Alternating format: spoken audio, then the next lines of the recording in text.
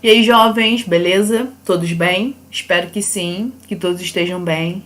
Então, gente, hoje nós vamos falar do espiritismo. O que é o espiritismo? A gente escuta falar sobre o espiritismo todo santo sábado na Casa do Caminho, né? E o que é isso? O que fazem? Onde surgiu?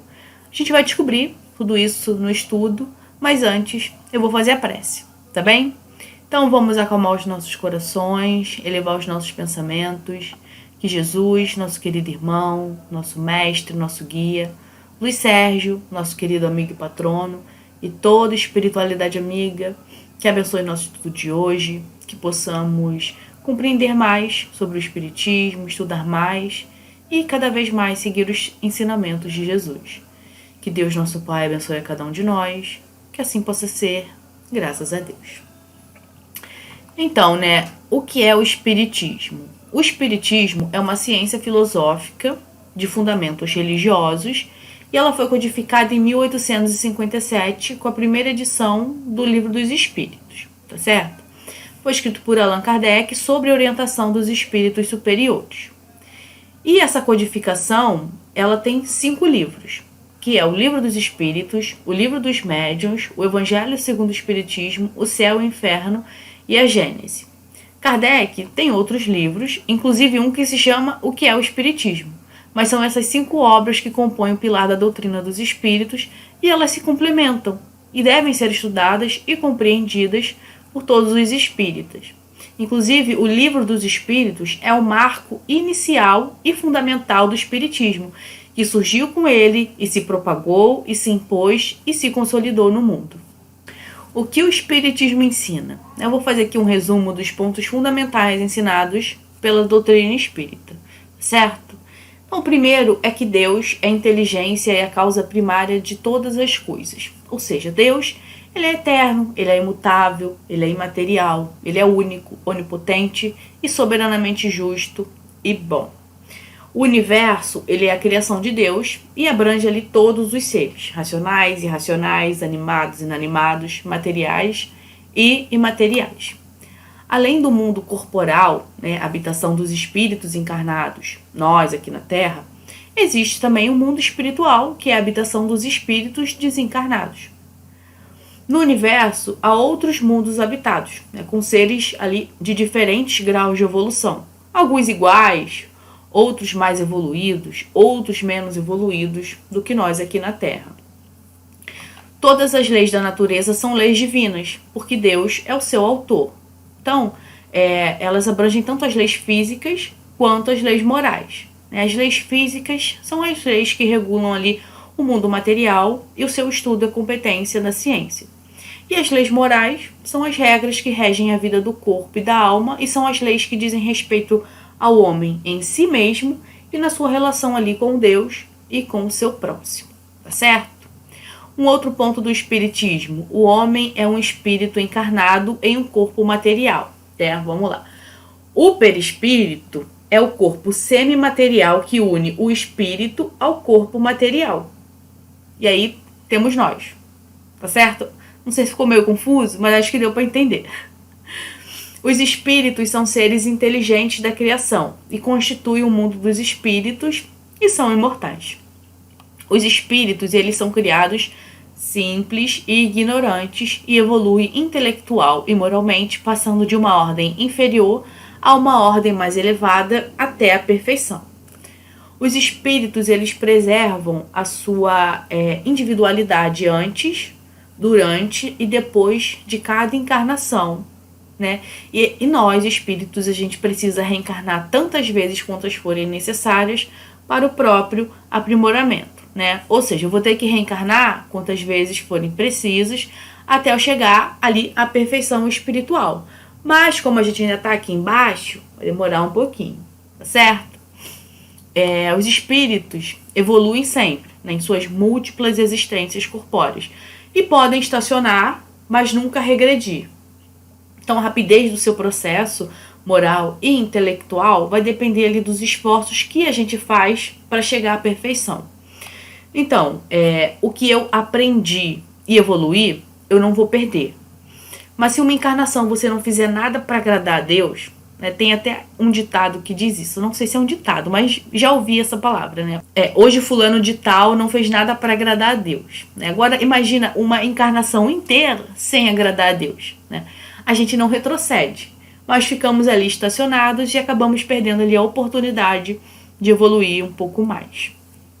Os espíritos, eles pertencem a diferentes ordens, né? Conforme o grau de perfeição que a gente tem alcançado. Por exemplo, tem os espíritos puros, que atingem a perfeição máxima, os bons espíritos, os espíritos puros, perfeição máxima. Os bons espíritos, nos quais o desejo do bem é o que predomina, e os espíritos imperfeitos, caracterizados ali pela ignorância, pelo desejo do mal, pelas paixões inferiores, né, que é onde a gente está agora. As relações dos espíritos com os homens são constantes e sempre existiram. Os bons espíritos vão nos atrair para o bem, vão nos sustentar nas provas da vida, nos ajudam a suportá-las com coragem, resignação. Já os espíritos imperfeitos vão tentar nos arrastar, nos levar para o mal. Um outro ponto é que Jesus é o guia e modelo para toda a humanidade, e a doutrina que ensinou e exemplificou é a expressão mais pura da lei de Deus. A moral do Cristo contida no Evangelho é o roteiro para a evolução segura de todos os homens, e a prática é a solução para todos os problemas humanos e o objetivo a ser atingido pela humanidade. A gente até tenta, só que a gente ainda tenta pouco, esse é o problema. O homem, ele tem um livre-arbítrio para agir, mas ele responde pelas consequências de suas ações, né? Ou seja, eu posso fazer o que eu quiser, mas um dia eu vou responder por isso, seja nessa ou numa próxima encarnação. A vida futura, ela reserva aos homens penas e satisfações compatíveis com o procedimento de respeito ou não às leis de Deus. A prece é um ato de adoração a Deus, está na lei natural e é o resultado de um sentimento inato do homem, assim como é inata a ideia da existência do Criador. E a prece torna melhor o homem. Aquele que ora com fervor e confiança se faz mais forte contra a tentação do mal, e Deus lhe envia bons espíritos para assisti-lo. Este é um socorro que jamais é recusado quando pedido com sinceridade. Agora vamos falar um pouco sobre a prática espírita. Toda prática espírita, ela é gratuita, dentro do princípio do Evangelho. Dai de graça o que de graça recebestes. A prática espírita, ela é realizada sem nenhum culto exterior, dentro ali do princípio cristão, que Deus deve ser adorado em espírito e verdade. O espiritismo não tem corpo sacerdotal. Ele não adota e nem usa em suas reuniões e em suas práticas altares, nem imagens, nem velas, nem procissões, bebidas alcoólicas ou alucinógenas, nem incenso, horóscopos, cartomantes ou qualquer outros objetos e rituais ou formas de culto exterior. O espiritismo, ele também não impõe os seus princípios.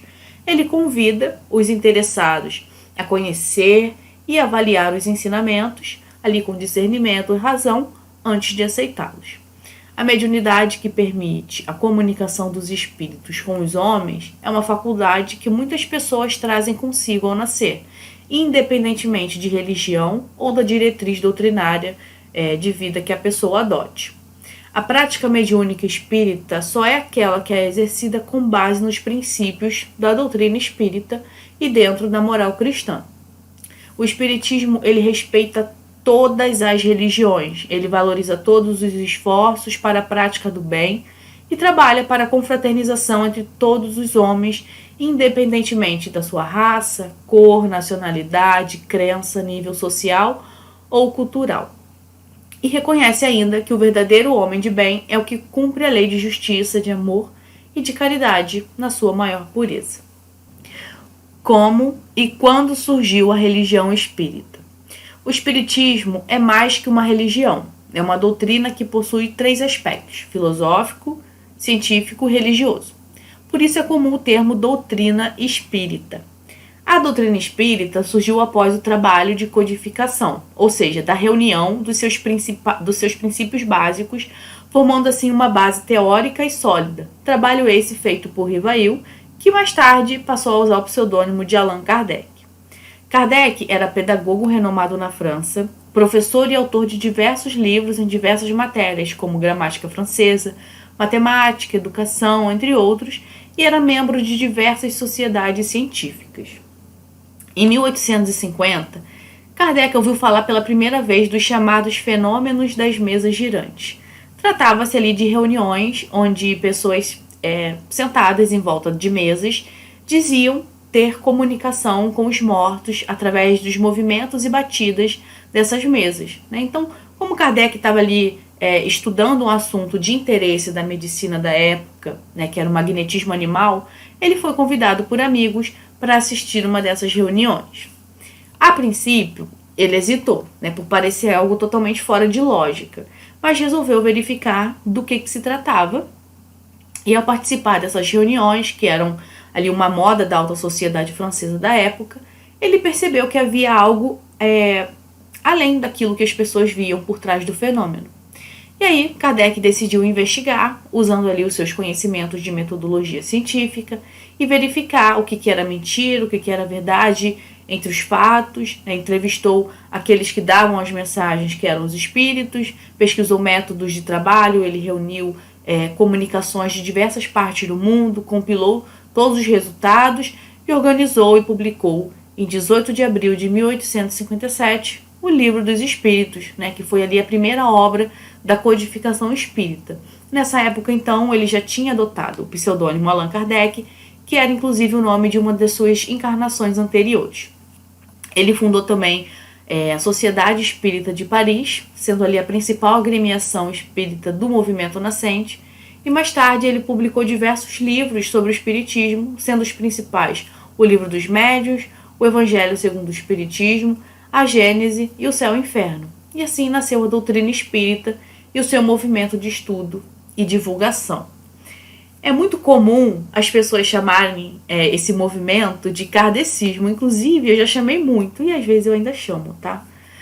Porém, diferentemente de outras correntes religiosas e filosóficas, a doutrina espírita não usa opiniões pessoais do seu principal codificador, e sim dos próprios espíritos, como resultado de pesquisa e trabalho conjuntos coordenados por Kardec, que sentiu ali a necessidade de criar um termo que definisse a nova doutrina e diferenciasse das diferentes crenças espiritualistas.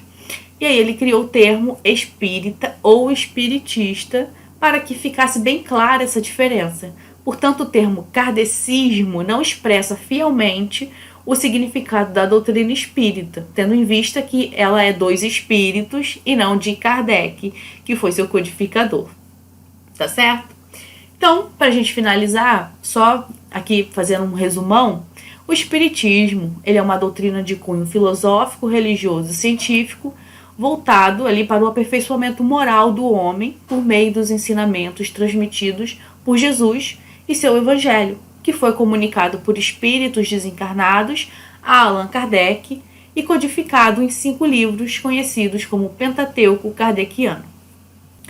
Então, jovens, esse foi o nosso estudo de hoje. Espero que vocês tenham gostado.